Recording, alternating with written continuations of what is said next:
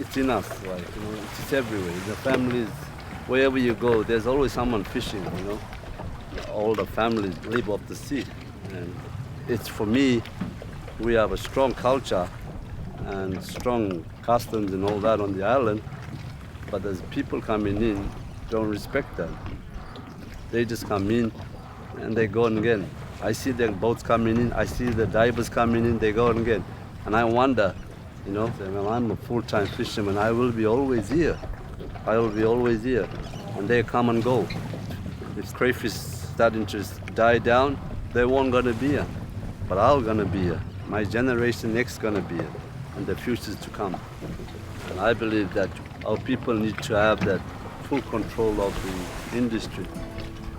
We've been saying this for years. Our fathers been saying this before me. Now I'm saying it today, that we will have 100% control of this industry.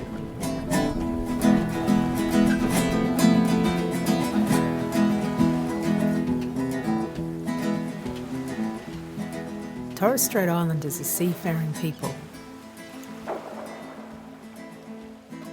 We share a connection with the sea that is spiritual, cultural, and economic. You go to any other islands, I think we have 13 or 14 islands out there where people living on little islands. You go out there, they have songs. That's their island, they got names, they got songs, and stories about it. And today you go to that island, they will speak to you. Your grandfather came here, you came here. I believe that our fathers, uncles, before that, our grandfathers be traveling around, to islands and islands, fishing, sharing the waters, but in a good way. Respect the island, the people on the island, the elders. We don't have that respect anymore, Kaya fishing in the Torres Strait is governed under the Torres Strait Protected Zone Joint Authority, which is made up of 3 people. The Minister of Fisheries for the Australian Government, the Minister of Fisheries for the Queensland Government, and the chairperson of the Torres Strait Regional Authority. Out of these 3 people, only one is Torres Strait. The Queensland state government have pulled out the fishery officers from here. So the outside boats that come in took more than a quarter a couple of years back. And there's no state fisheries up here to monitor that. And they just come up every now and then, but everybody knows when they're on the island and they do the right thing that time. And when they go away, then people start playing up. So there's no monitoring or policing from the State Department of Fisheries. Kaya fishing has grown to become a key commercial industry in the Torres Strait, not only for our people, but also for outsiders. The recommended catch for the Torres Strait in 2015 will have a wholesale value of approximately 44 million Australian dollars. In China, the wholesale price for the Torres Strait Kaya has a value of approximately 115 million Australian dollars. Yeah, well, that's what we're working on now. We're trying to get direct access so we got no middleman. So we get bigger prices. If you can get direct access to China's market, more money for everybody else, and that's what everyone's going for today. In 2013, the High Court of Australia unanimously upheld native title rights to commercial fishing for the people of the Torres Strait. Opposing the Torres Strait people in the High Court were the Australian Government, the Queensland Government, and commercial fishing parties. Currently, there is no enforceable limit on the amount of kaya that can be caught by commercial fishers.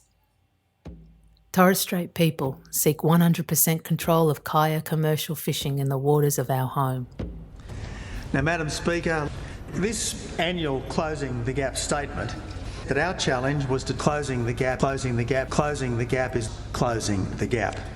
We do intend to use more of the Commonwealth's $39 billion a year procurement budget to encourage Indigenous businesses to grow. I think, a lot of Indigenous people are passionate about it. It's just that we've got, like, as I said, too political, too much outside interference coming into what the game everyone wants to play in here. So the outside boats that come in, they're known as the TVH, the transferable vessels holders. We are trying to get a roadmap up to buy the rest of those TVH fishermen out. And if we can do that, then we can lease back to non-traditional inhabitants any quota that they wish to fish for. And we do that currently with the finfish, and the money comes here, and then we try and develop the fishery in Torres Strait with that money. We're just starting in mackerel. We don't really have got the hang of it yet. So it's like anything, you got to learn it. You got no other work up here. You know, there's no other job.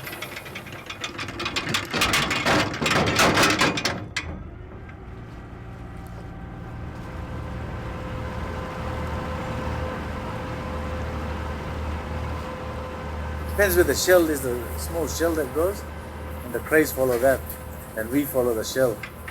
So sometimes they're sitting on the reef, sometimes they're sitting in the deep, sometimes they're sitting on the edge of the reef. So you gotta just search and find them, you know.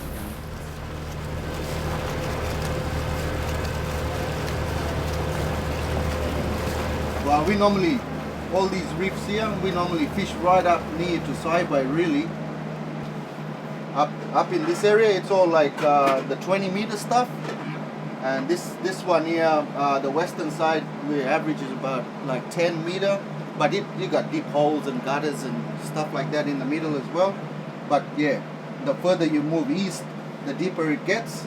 And when you get out to like Cumberland Passage here, that's another area where we work, but we only do the reef tops because it'd probably be 80 meters deep and down to 120, whatever on the, well, that's where the Great Barrier Reef starts from. So yeah, it just gets deeper out the further you get out.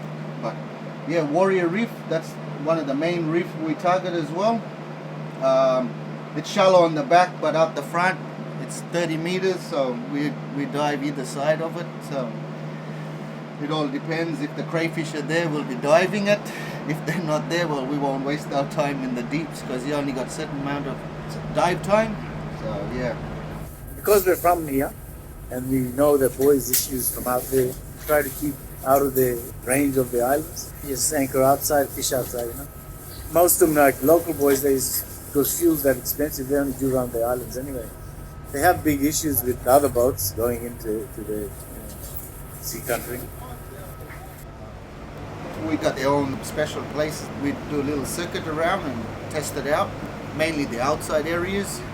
We leave the inside for all the local.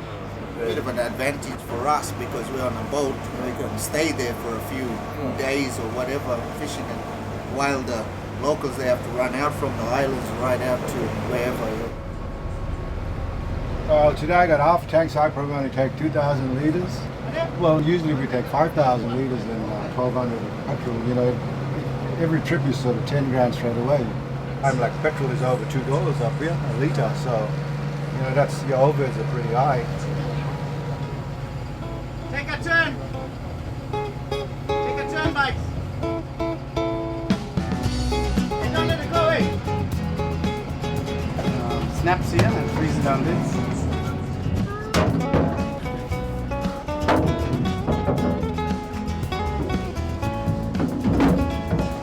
All the boys come back from work, they soak all their trays and clean them all up, ready for market. Yeah, that'll do. There's a few different ways of like fishing. There's either diving hooker and free diving. I used to like love free diving and everything, but once you sort of get to the diving hooker, you tend to get a bit slack on the free diving part of it. Yeah, but yeah, it keeps you fit anyway. So it's because you get high tides over the reef and you can work right up into the reef. When you get to the neap tide, it's better to like swim hooker, and there's not so much current, and so you can actually swim and drift. And then there's black moons. That's when they go out for night catching. So the boys go out and they may target their special reef or their areas where they do night catching. A lot of them do pretty well at it. Like they get pretty good at it. I'm not that good. It's good. Like everybody's smiling when there's crayfish around. When there's not much around, well, anyway, you still pay the bills. That's the main thing.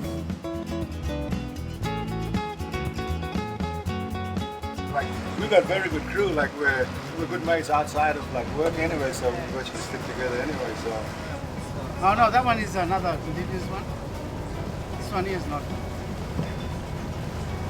Yeah, this is Tukmul. Tukmul is wild stingray.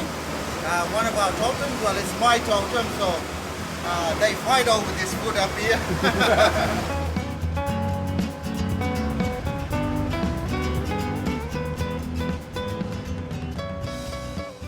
Like I say, in the last 10 years, we've seen our boys start to develop bigger enterprises, which means that bigger vessel can carry 4 or 5 dories, that they can have 12, 15 blocks on the boat. Or well, girls, there's some girls that they're driving dinghies too now. So they can make serious money in the 2 weeks while they're out there. And you get a lot of indigenous people employed in the cray industry. That's the main thing, like employment and better lifestyle. You just got to work it. Once we start working it properly, it should be all right. We see the outsiders coming in, other fishermen coming into our waters, and our reefs, where we name the reefs and the island. We feel that, we are not protected. The sea is not protected. It makes it harder for the outer islands because they rely on that instead of CDP for money, everyday living. By the time they go to work, there's none there. We go to the meetings, we get our voices out there, but nothing happening. This is coming from the grassroots people, from my brothers, my families out there, and our people live off the sea. We need to have full control of the industry. I think we should start looking at us controlling the product from here to wherever it's sent to. And like I said, most of the crays that are caught here go overseas. So if we can trade ourselves from here, targeting those markets, then we become what we call known as price setters rather than price takers. Catching is one thing, but trying to get the most money for it is the other thing. Sometimes we go forward, but as soon as they change that representation, we go backwards again. So we should have moved ahead already.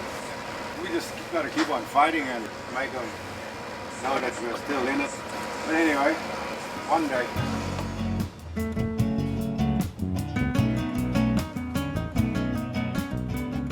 It's for me, respect the island, the people on the island, the elders and all that. But there's people coming in, don't respect them. They just come in and they go on again. I see the boats coming in, I see the divers coming in, they go on again. And I wonder, well, I'm a full-time fisherman, I will be always here. And they come and go. They will leave this crayfish starting to die down, they won't gonna be here. But I'm gonna be here. My generation next gonna be here, and the future's to come.